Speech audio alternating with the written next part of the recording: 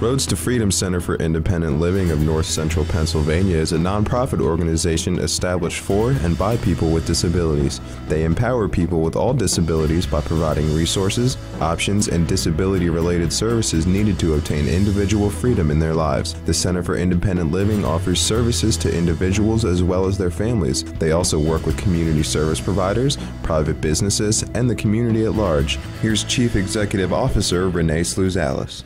We here at the Center for Independent Living sort of have a history with what we call the independent living movement.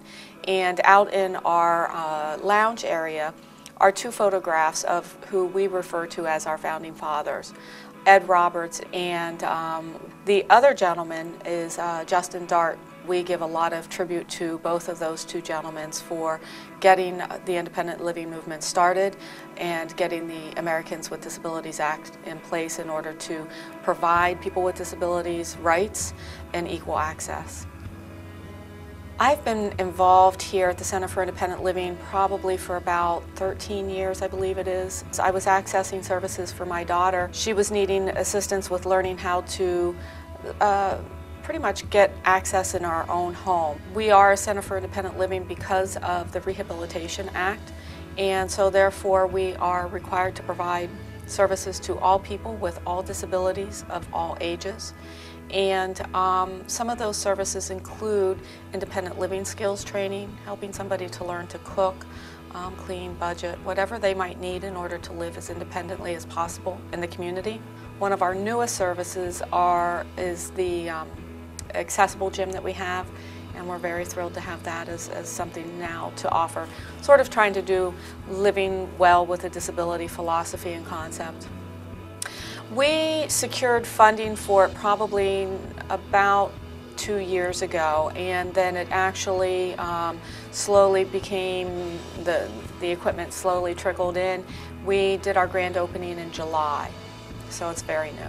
And we sort of try to do a lot of public awareness events, and we also obviously need to do fundraising. So we try to incorporate both of those needs into one fun event, and the wheelchair basketball is an example of that.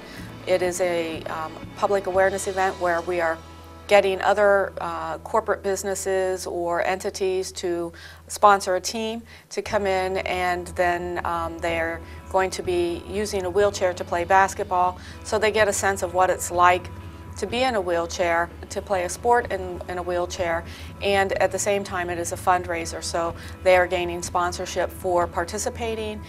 We also have an admission fee, so that we're able to try to generate some additional funding. We do have a small area that we have sort of transformed rather into a mock apartment. Again, teaching somebody how to make a bed, how to dust, how to clean, how to transfer in and out perhaps of a bed as well.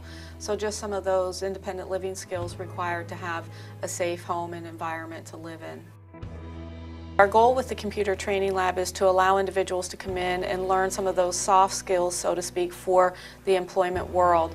And so we have 2 classrooms set up and designed to be a little bit more individualized so that people can have specific training to their needs and their skill level. We were very thrilled to be able to receive monies through the Lycoming Foundation a few years back to be able to have an independent living kitchen where people could come in and practice how to cook.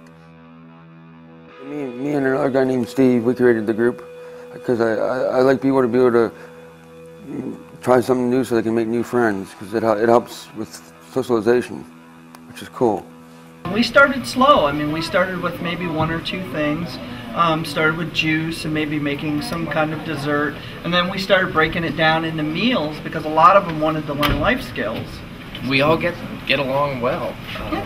We have all different ranges of abilities and skills. We have everything from nonverbal consumers who have very limited communications and life skills, and we have people who live on their own, and they all come in together and they all contribute.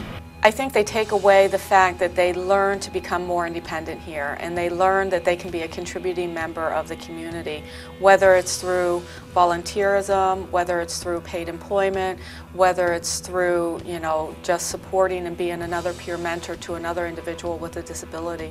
I think the greatest empowerment is watching somebody who has perhaps been in a nursing home and has had no other opportunities to move into the community. They access our services, and as a result, they're able to move from the nursing home and back into the community. And that is probably one of the most rewarding things, to see an individual go from such high level of institutional care to a high level of independent living. And so I think they take away that they are a valuable member of this community.